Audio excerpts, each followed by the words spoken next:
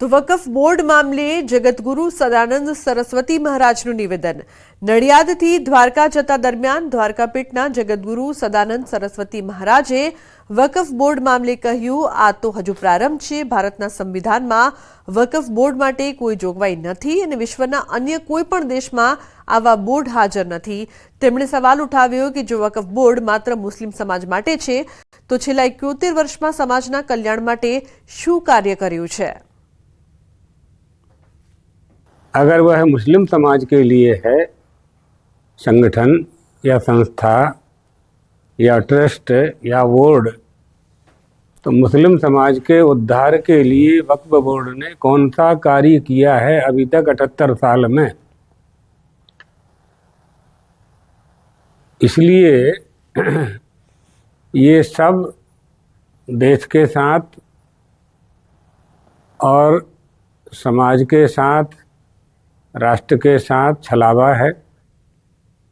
पाणी पुरवठा मंत्री कुंवरजी बावळियाए छकड़ामां कर्यो प्रवास। अमरेली जिल्लामां રાજુલા पंथकना दरियाकांठे मंत्री कुंवरजीनी मुलाकात। રાજુલાના છતડિયા, કડિયાળી, પીપાવાવ, મિતિયાળા, બંધારા વિસ્તારની મુલાકાત।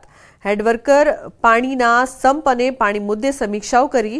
શિયાળ બેટમાં પાણી બંધ થયા બાદ ફરી શરૂ થતા શિયાળ બેટ પહોંચ્યા હતા।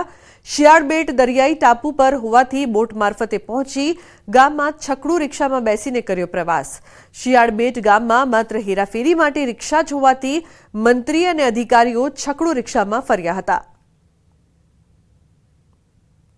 अन्य समाचारनी वात करिए तो जूनागढ़ना केशोदमां वैष्णव संप्रदायना गोस्वामी बाळकनो यज्ञोपवीत प्रस्तावनो कार्यक्रम योजायो, जेमां बाळकनो वरघोड़ो निकळता जाहेर रस्ताओ पर घोड़ापूर उमटी पड्युं।